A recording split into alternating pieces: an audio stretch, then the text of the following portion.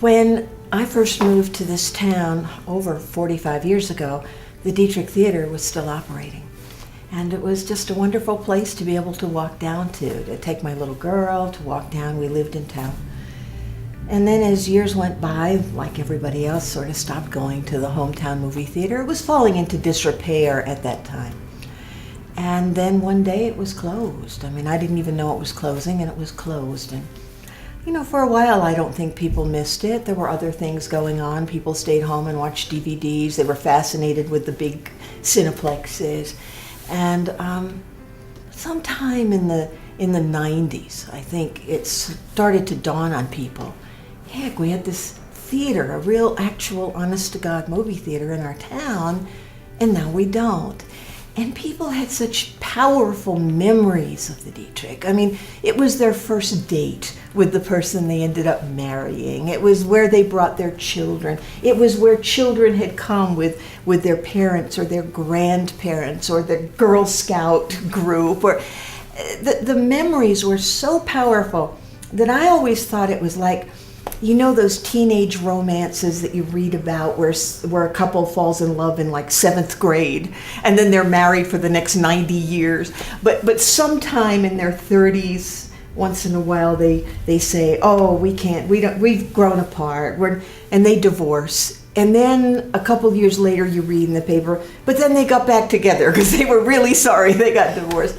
And it seemed to me that's what the Dietrich was like. It was maybe the town and the Dietrich went their separate ways for a while, but the town was sorry. And so in 1998, a small group of us got together and said, we just know if we can put this theater back together, that people will come back to it. I mean, we just knew. There wasn't a single doubt in our minds that people would come. We massively underestimated the time it would take. We thought about 3 months. We'd sort of sweep it out, raise a couple of bucks, and we'd have the Dietrich back. I actually didn't come in to see it until the day we bought it. And I walked into what is now the Evans Theater, and I looked up, and I saw the sunshine and the clouds drifting by. And I thought, oh my God, what have we done? I mean, this building really needs work, a lot of work. We'd known it was structurally sound because we'd had engineers come in, but I hadn't come in. But it was too late then. There comes a time where you've taken people's money and you can't turn back.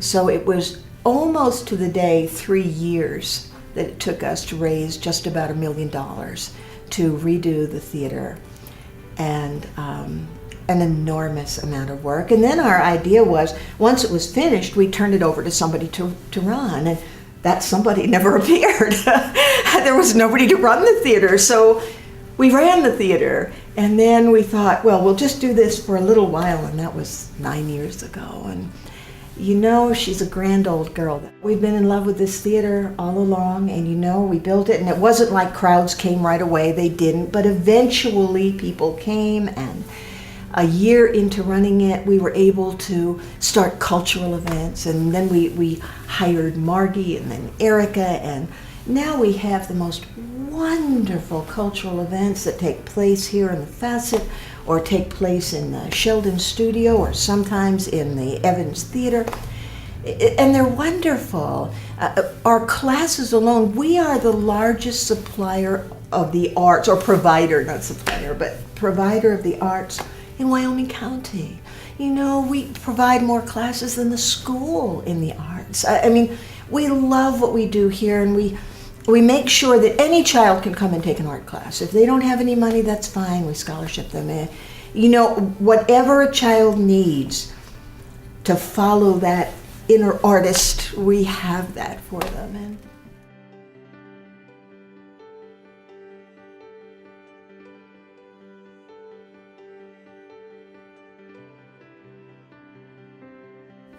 I'm John Fassett, and my mother was Peg Fassett, and mother was quite a remarkable woman. Mom was what she'd done for Tunkhannock. Why, after she graduated from Mansfield State Normal School, I guess it's Mansfield University now, she worked with the Girl Scouts here. She was a Brownie leader. She was the first den mother for me. She was with Tunkhannock United Methodist Church. She was in the council ministry. She was past president of the United Methodist Women. She was a volunteer at Tyler Memorial Hospital, and as a result, she started the antique show and raised money every year for the hospital. She was the Wyoming Historical Society, and she is also for the forefront of raising money for the library. She was the honorary chairman, but she really twisted a lot of arms. And if you would tell her what your pledge was going to be, she might say, "I don't think it's enough." And so she was quite successful at that. She was a hunter. She was bear hunting in central Pennsylvania, and there were 3 men around her, and this bear charged them, and the men scattered, and she stood her ground with one shot. She dropped that bear and brought it back here to Tunkhannock, and they wanted to take a picture for the new age, and she said, "Not till I get my hair done." So she got her hair done and stood up there, that bear hanging on the thing, and there's a wonderful picture now that shows her Nimrod abilities. She was a pilot, and she learned to fly because my dad was a pilot all his life. And matter of fact, he and Charlie Gay started Sky Haven across the river. And Mother learned to fly because she wanted to be able to land that plane in case something happened to Dad up in the air. So she learned in a Piper Cub, and that was part of her life also. You'll notice here at the Dietrich we have 2 bays, one for Dot Sheldon, one for Peg Fassett. They were lifelong friends. They would fish together and go off on trips together, and they were, as I say, they and their husband, my dad and Mr. Sheldon, they were great friends. And matter of fact, Mr. Sheldon, Dot Sheldon's son was my best man at our wedding, Brownie. Yeah. The Fassett family felt very strong about contributing to the Dietrich, and especially to this Peg Fassett wing here, to be able to help people of all ages to have fun and learn.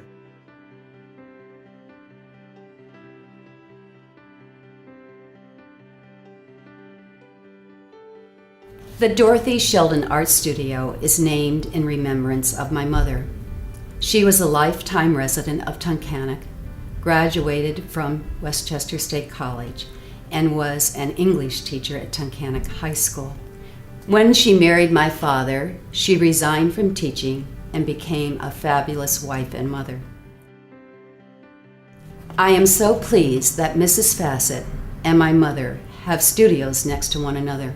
They were such good friends. They truly enjoyed each other's company and had many interests in common, especially fishing. Yearly fishing trips to Canada with the Fassett family were initiated when my mother decided it was time for a vacation. She wisely chose an activity that my father loved so that he would be willing to take a break from his work. She was a novice at this sport until she caught a 30-pound muskie using a light bass tackle. It took about an hour and a half to pull the fish into the boat. My father decided to take it to a taxidermist in Canada, carted it all the way back to Pennsylvania, and hung it on the wall of his office for all to see. He then spent many long years explaining that it was his wife's and not his. A number of years later, my family and the Fassetts went on a trip of a lifetime to Great Bear Lake. I understand that it is a fisherman's paradise. Again, my mother had the largest catch of the season and went home with a trophy. My father obviously decided that he was not going to take this one back to Tunkhannock and put it on display.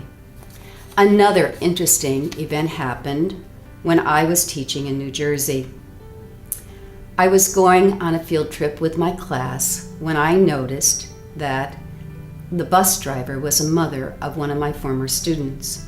I inquired as to what her daughter was doing, and she told me that she was a graduate of Parsons School of Design, that she was very happily married, and living in this wonderful town in Pennsylvania. That town is Tunkhannock, and that young lady is our very own Amy Cully.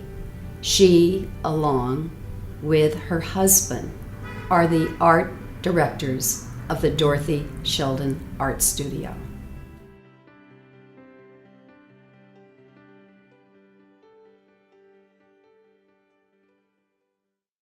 Bill Earnshaw came on board early in the rebuilding process. He was like our guardian angel. When we'd run out of money, he'd put some in the account, unasked. I think we consulted him about everything we did. But of all the things Bill gave us, it was his time that was so invaluable. He put in 10, 12, 15-hour days. He worked in really brutal conditions. I think a lot of people forget that there was no heat in this building when we took it over. There was nothing. I mean, the building was essentially destroyed inside. I asked him one day why he did all this, why he was doing it, and he said because he really believed in the mission. He really believed that the popularity of the movies would give us the funding to pay for classes for children, for art classes, for dance classes, for music, for whatever. He just thought it was a perfect formula, and he wanted to be part of it. We hope that by putting his name on the gallery, where everyone enters the theater, where all kinds of art is displayed, we hope that he understands how deeply grateful we are. In 1,000 lifetimes, we couldn't thank him for all the incredible amount of work he did. We're sorry Bill couldn't be with us tonight. But Bill, we want to say thank you for everything. And honestly, we couldn't have done it without you.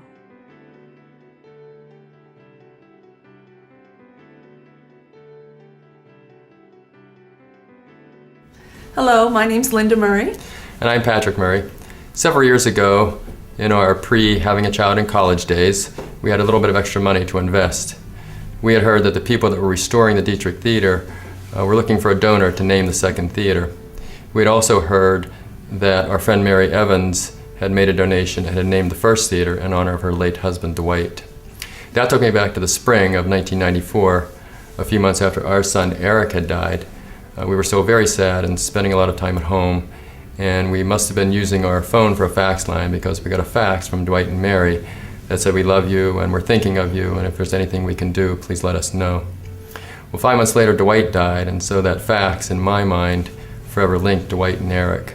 So I thought it would be an honor to have Eric's name memorialized alongside Dwight's at the Dietrich Theater.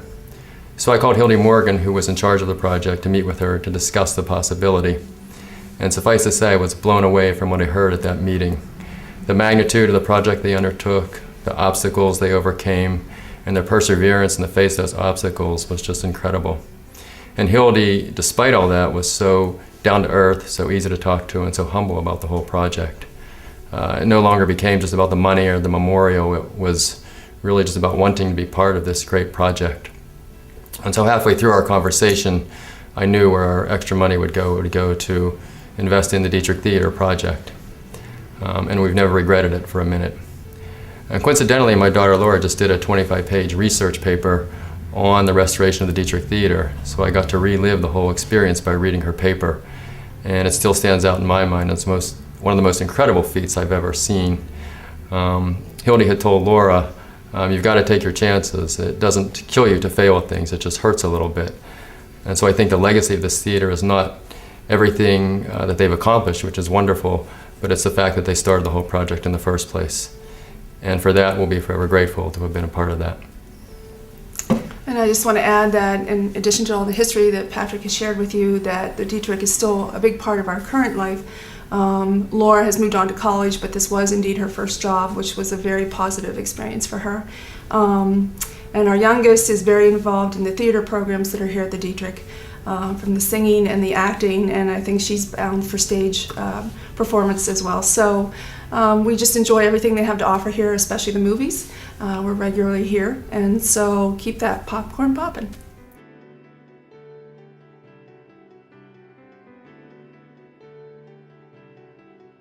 In Mary's words, When my husband, Dwight Evans, and I relocated to northeastern Pennsylvania in 1982 with our infant son, we fell in love with Tunkhannock. We had both grown up in the suburbs of New York City and wanted a quieter, simpler life in a place where people were friendly, concerned, and helpful. Back then, Tunkhannock only had one traffic light in the middle of town, and there were no chain stores or fast food restaurants. The community welcomed us as we began our new life. Over the years, the town grew with the addition of the chain stores and restaurants, but the downtown area fell into a slump, like so many other small-town districts. After my husband died in a commercial airlines accident in 1994, my friends and neighbors in Tunkhannock helped me get through that awful time.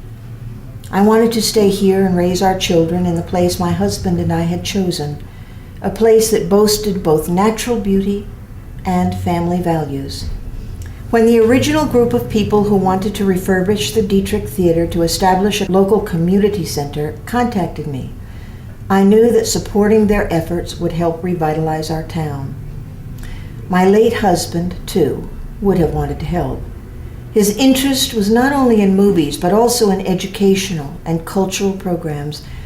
It prompted me to offer the funds so desperately needed to buy a new roof so the work could begin. Naming the Dwight R. Evans Memorial Theater keeps his memory alive in the community he loved. Dwight lived with a passion for the simple joys of life, and he was a man committed to lifelong learning. My contributions to the Wyoming County Cultural Center allowed me to honor him while transforming our community with a meeting place that provides fun, support, and intellectual stimulation, all necessary components to keep the heart of a town beating strongly.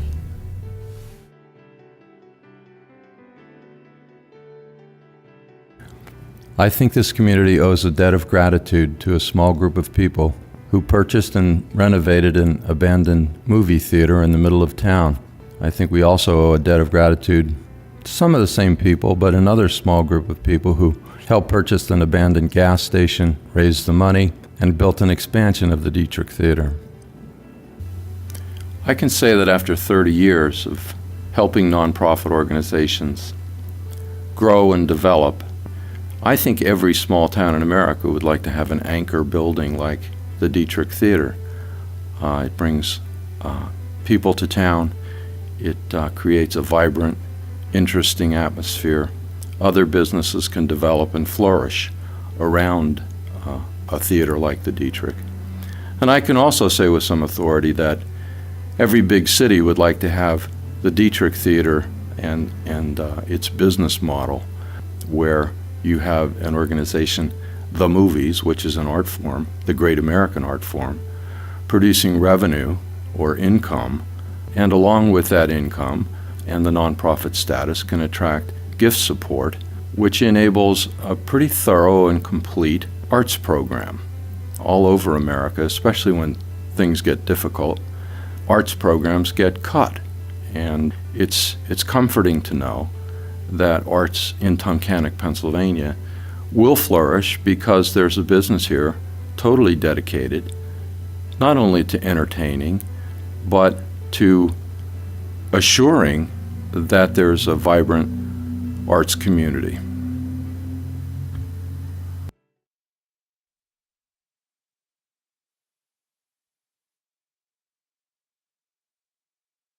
Hello, my name is John Daniels. I'm a native of Tunkhannock, and I graduated from Tunkhannock High School in 1963. I can think of no better place for a boy to grow up than Tunkhannock in the 1950s. Among all of the fond memories of being a boy in this beautiful place, some of the best memories are of the Dietrich Theater. To me, the Dietrich was, before television, my window on the outside world. I can still remember my great sense of loss when I learned that the Dietrich had closed. I will also never forget my great surprise and joy several years ago now upon opening my Sunday Los Angeles Times and seeing the front page story in Parade magazine about the rebirth of the Dietrich. My wife Sandy and I have been longtime supporters of cultural, educational, and children's charities in our home community of Orange County, California. We have become very excited to offer our support for this important new cultural center. We are honored to be included, and we are very proud of my hometown. Sandy and I are very honored to dedicate our contribution to the person who taught me the importance of community pride and service, my father, William Knight Daniels, Bill to his friends. For many years, Pop first operated, then owned Bob's Restaurant, directly across from this theater at 59 East Tioga Street. He was the one who, in about 1950, took me by the hand and led me across the street to my first movie, A Saturday Matinee. In addition to his membership in the Triton Hose Company, Pop was a tireless supporter of veterans' causes and orphans' charities. His community service of choice, however, was the Tunkhannock Kiwanis Club. Besides serving a term as president, he rose to participation in the Kiwanis State Organization. From selling peanuts on Peanut Day to helping install the downtown Christmas lights, he never missed a volunteer opportunity. When he sold our restaurant to retire to California, the Tunkhannock Kiwanis presented him with a gold Kiwanis ring. To the end of his days, that ring was his most prized possession. He was buried in Fullerton, California, wearing his ring and his Kiwanis Past President's pin. The Kiwanis emblem appears on his memorial.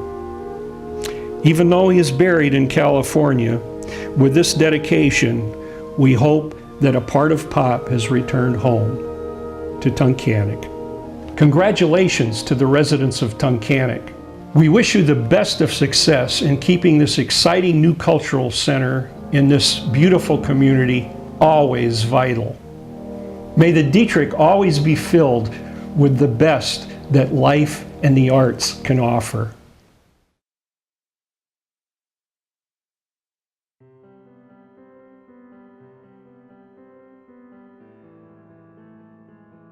The Kittner family is proud to name the lobby in loving memory of our baby Chad, and we would like to thank the community for its extensive and continued support through this difficult time.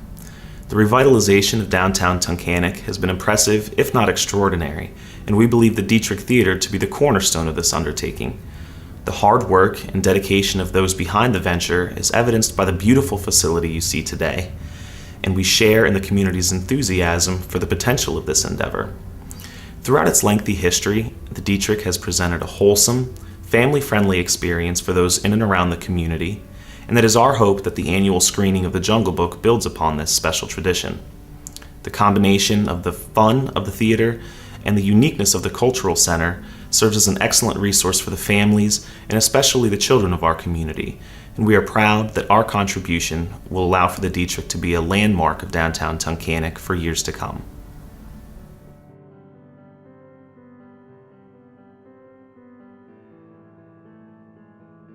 I'm Annette Sheldon, and my family is delighted to be naming a theater in remembrance of Gary Dalton.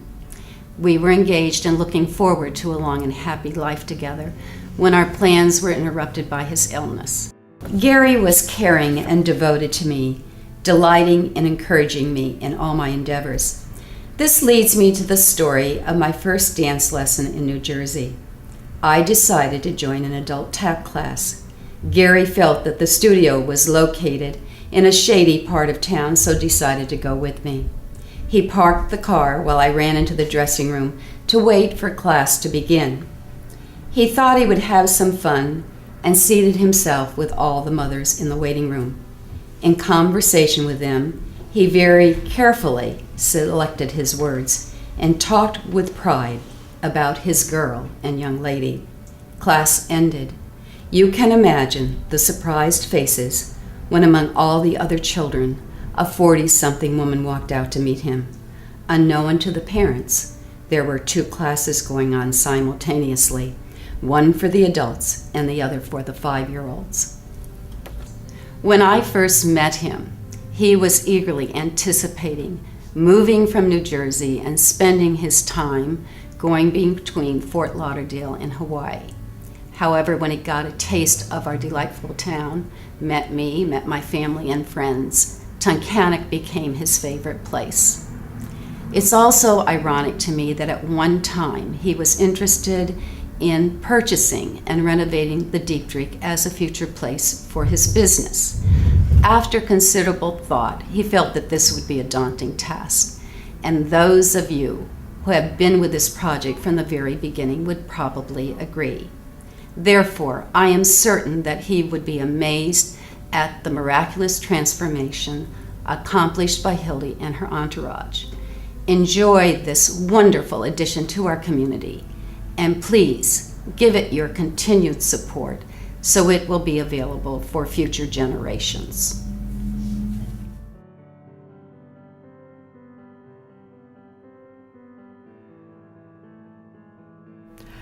I'm Gloria Fassett, Ann's mother. I'm John Fassett, Ann's father. Our daughter Ann Fassett was born in 1965 and died at the age of 33 in 1999. When she was 17 and just beginning her senior year at Wyoming Seminary, she was in a car accident and became quadriplegic. She continued her education and graduated from Indiana University in Bloomington and became a counselor to delinquent children. She also was a dedicated volunteer for many community organizations, and she inspired others by her example. Ann loved the movies. Every Friday night was always movie night, regardless of what was playing. This was the night to round up friends and family and go to the movies, and afterwards go to dinner. Ann died before the Dietrich Theater was resurrected, but she would have loved the idea of volunteers caring enough to bring it back, and at the same time add a cultural center. Among other things, the Cultural Center can be a resource for troubled kids. We're honored to be a part of this project that is responsible for so many good things happening in this community. My name's Alex Freed, and I'm proud to represent here today the 2,300 employees and over 1,000 retirees from the Procter & Gamble paper products plant that you have here in Wyoming County in Mahoopany. I've been asked by the Dietrich to provide some perspective on the intertwined history between P&G and this theater, and also why we chose to become a major sponsor for the expansion of the theater that you are attending today. Well, I'd like to do that by relating a bit of a story. And so the story begins over 10 years ago when in the late 90s, Joe DeMarco, my predecessor, who lives right here in town, was the site public relations manager, and he was working with the Commonwealth of Pennsylvania on a bypass around Tunkhannock to get the many hundreds of trucks associated with Procter & Gamble's commerce out of downtown Tunkhannock. At the same time, of course, Hildy Morgan had a group of talented volunteers in the community that were working to raise funds to restore the Dietrich Theater and make it a center for all arts, culture, and entertainment, and also some commerce here in downtown. Well, what's ironic about the story is Joe had his doubts about would the model of a restored Dietrich in downtown Tunkhannock truly work. And Hildy, at the same time, really had her doubts that a bypass around Tunkhannock would provide much help. Well, of course, the great moral to the story is they were both wrong in ways that were the best for the downtown. So what history has shown is once the bypass was created, funded, and done, the hundreds of trucks that used to roll through the center of town were out, and Hildy and her volunteers, as the Dietrich was restored and provided a very nice reason to come into downtown Tunkhannock, gave people a reason to come back in. And as the Dietrich became very well known, it spun off the reasons for other businesses to be in the area. Today you can go across the street, you can hit multiple restaurants that weren't there just a decade ago. So again, it provided a wonderful reason for a bit of a renaissance right here at the center of the crossroads in Tunkhannock. So as we come to the more recent history, when over the last couple years it became evident that the Dietrich was very successful in a 2-theater model, and it made sense to expand it to now 4 theaters. I didn't want to be proven wrong, like Joe was, perhaps. So it was very easy to understand the Dietrich's new model and support it. And so we chose to become a multi-year supporter and donated over $100,000 toward the Dietrich's expansion that you are enjoying today. Congratulations to the Dietrich and the staff. Welcome to all of you who are here at the theater tonight, and we'll see you at the Dietrich. See you at the Dietrich. See you at the Dietrich. And we'll see you at the Dietrich. See you at the Dietrich. I think this has been just a grand journey. For the future, for the Dietrich, now that we have 4 screens, I think we can be financially solvent for the first time. I hope that this theater goes on for many, many years. We have this sort of feeling inside of us of such a grave sense of responsibility, and always have, for the people who've been so generous to us, who've given so much. I mean, their names, bedeck the theaters. Each of those stories is a heart-wrenching story. They're stories of love and loss. The stories of the movies. That's what the movies are about, love and loss. But it's also about looking to the future, a sense of adventure and, of looking into the light, not back at the shadows, but into the light. I hope this theater brings other generations as much joy as it not only brought us, but brought generations past. This theater's full of ghosts, and I'm hoping that the new section will have new ghosts, new people, new memories, because that's what it's about. It's about memories, and we've just been so enriched by it, and what a gift this community has given us. We just can't ever express our gratitude. Thank you.